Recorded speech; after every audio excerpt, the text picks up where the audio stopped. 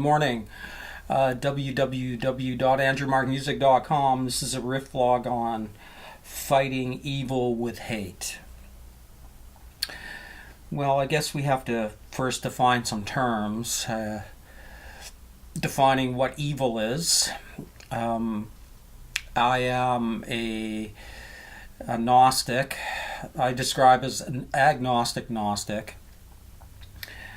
I think, like one of the founding Christians, Marcion, I believe that the demiurge is evil.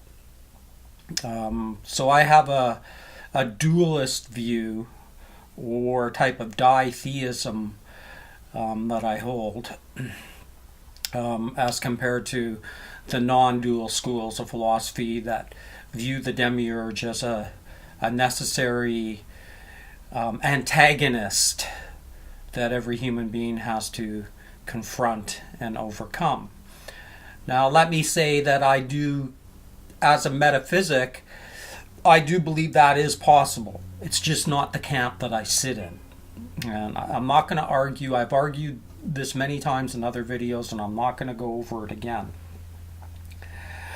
So there would be sort of a relative secular evil, and I'm not going to address that too much other than say maybe a dialectical materialist might have a view of evil that is class-oriented, and the solution to that antagonism would be violent revolution against the bourgeois classes.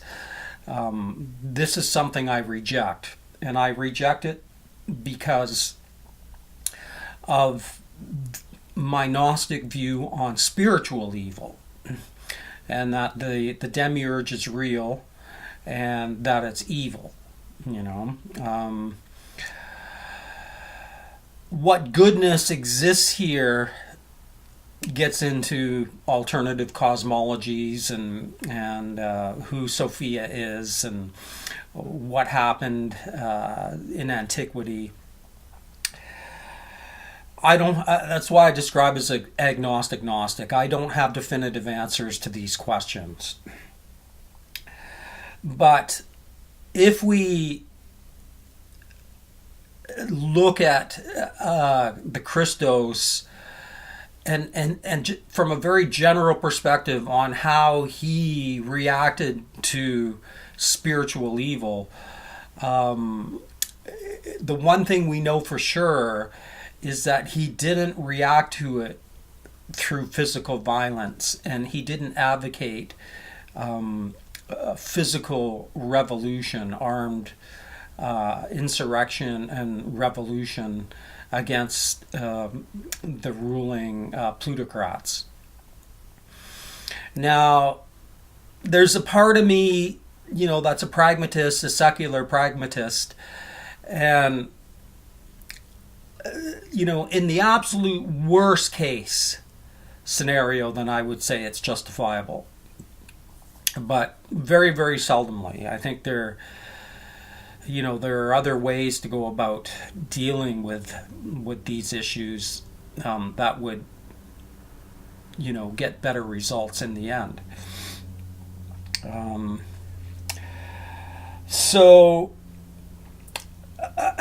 want to touch on one aspect of Scripture where it is coherent. There's an interpretation between the Old and New Testament which argues for Yeshua and Yahweh being one and the same. And this is a coherent and consistent version of Scripture. It's generally put out there by Jewish messianic believers. And I concede that is a coherent version. The problem with it, though, is that from a rational perspective and from a logical perspective and from the perspective of any kind of coherency, it's still evil. even if you reconcile the contradictions between the Old and the New Testament in the way that these Messianic Jews have done, it's still incoherent. Because that Messiah is going to punish people who live and didn't accept him. He's going to punish them for eternal torment, via and through eternal torment. This is incoherent, irrational, and illogical. It doesn't change the aberrant psychopathic behavior of Yahweh. You could see Dr. Carrier's 24 verses on the psychopathic behavior of the demiurge. Now, I've already mentioned ditheism. Another way to think about what I believe maybe would be Gnostic deism, with the caveat that the God who created this or was involved in it, that's not even correct. That the true God is just outside of this existence, that it had no part in. That's ditheism or Gnostic deism. But it did send the Kristos. And from that perspective, I sit in the docetism camp, docetism, which means that the Kristos was an aeon, and he wasn't Jewish, and he only came to teach us about our condition here. Now, whether he taught some kind of secret knowledge about how to get out of the prison matrix, I don't know. I'm an agnostic Gnostic. My view on it is that if there is a way out of here, it's tied into lining one's behavior with the golden rule, which means you don't look at other human beings in a way that exploits them. You don't look at someone and say, oh, I can make money off of this guy's talent. You don't look at trees and go, okay, well, I can become rich from harvesting trees. This is all against the golden rule. Kristos would have taught economic behavior that's congruent with life in what would be called the lighted womb, or traditionally known as heaven. So the important aspect of dealing with the animosities here and the conflict is through nonviolence. It's through voluntaryism, which doesn't need to be associated with capitalism, although it can be, but I just find it very I don't find it very useful to merge the two ideas. So nobody has the right to violently take away from the oligarchs what is theirs. Juxtaposed to that, or conversely to that, is the oligarchs don't have the right to implement their system of force, coercion, and exploitation, via violence or the threat of violence. So what I suggest is everybody has to compromise if we are to survive. Now, if this is a demiurge matrix, then all this is a redundancy, because there's only one law: an eye for an eye and a tooth for a tooth, and kill or be killed. And that's a simple explanation for why things can never be good here.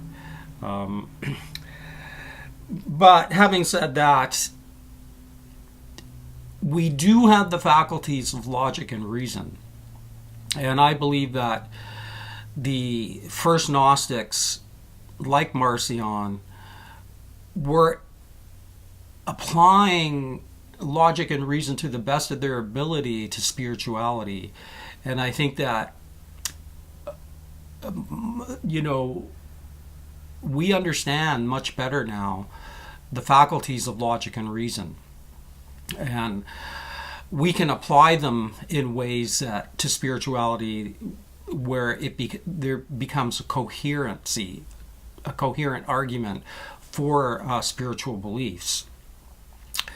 Now, I know this is a really, thorny path, but I would start off by saying that logic and reason in and of themselves cannot disprove God. There are limits to what we can know, but one of the most important premises within that context is that any spiritual assertion cannot be inherently irrational and illogical. If religionists and spiritualists assert things that are inherently irrational and illogical, then we can know that they're false. So modern Gnosticism would align very, very closely with the best knowledge that we have about logic and reason. And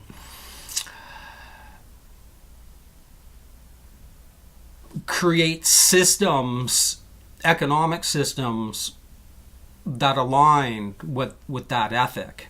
And I think that the Kristos would have taught people how to live in alignment with the best nature that's possible for humans within this matrix. And an example of that was in the book of Acts. It was some kind of sharing economy. Now, within modern society, we might look to people like, I believe it's Proudhon, who has an economic model that's consistent with these ideas. The problem is that the plutocracy is so entrenched now. It's so incredibly violent to those who resist it. It's the largest military-industrial complex in the known universe, and it's enforcing the will of the oligarchs. It's almost an impossible situation, which again is consistent with a dualistic understanding of Gnosticism.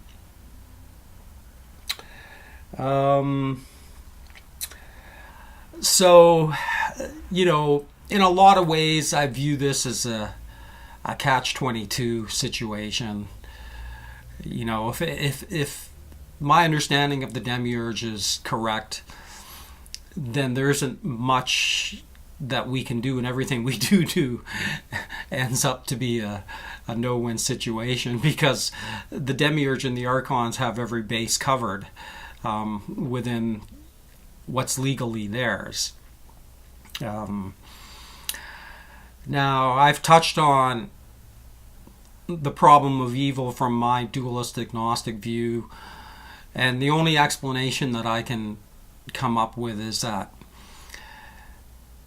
a good parent wouldn't kill a psychopathic child, but it would enclose them, it would fence them in. And this is the only explanation I have for, ditheism or Gnostic deism. But again, within Gnostic deism, the true God did send the Kristos to teach love and to teach the truth about our condition here. And in my opinion, Marcion was correct in his analysis of the incompatibility of the Old Testament and the New Scriptures. It's like two different gods. And again, although the messianic movement within Judaism has reconciled these views, they're still incoherent, ultimately incoherent, for the reasons I mentioned.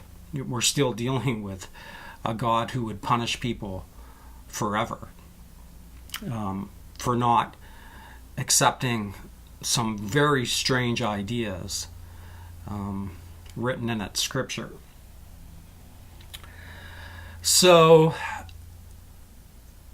the bottom line to me is violent revolution is not an answer.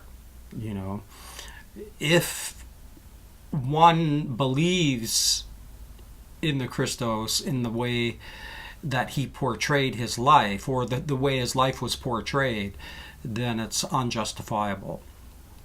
I mean, you have to start getting into Hindu versions of Christ, and you know, his conversation, Krishna's conversation with Arjuna, justifying warfare to, you know, have any kind of coherency to arguing for violence as a solution to the plutocracy.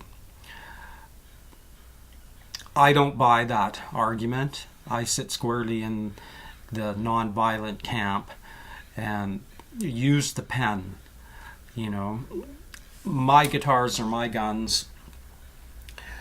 I would rather make good arguments than commit violence against somebody. Now, in relation to the atheist and materialist movements and what I'm saying here, not one person within the atheist materialist community will take what I'm saying seriously. Yet at the same time, they can't refute the arguments that I'm making as far as the nature of evil, because it is coherent. I think I can argue this beyond any reasonable doubt. One atheist who's already done it is the YouTuber Underlings, who has a whole series on an evil God, and he's correct. I mean, evolution is brutal. It's just, if there's spiritual intelligence behind evolution, it's brutal and it's violent. The mind that put this into place, into motion, is sick. And any honest atheist couldn't argue that.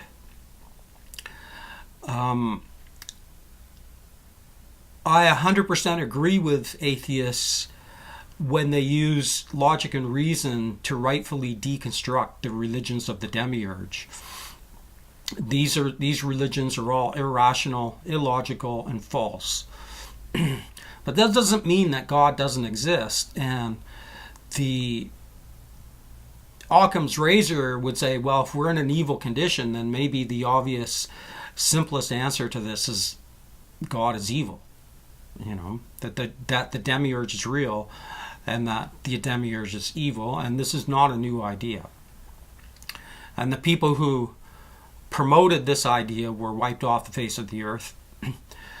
What they wrote was burned and replaced with the people. Their ideas were replaced by the people who murdered them. That should tell you something. If you have to murder somebody and then write what you think they said, that makes you a psychopath, and this is what's happened. Better to have let Marcion live and have his writings open and let people make their own opinion about what's coherent and what's logical and what's rational and what's reasonable. www.andrewmarkmusic.com. Riffvlog on fighting evil with hate, and it's a losing proposition.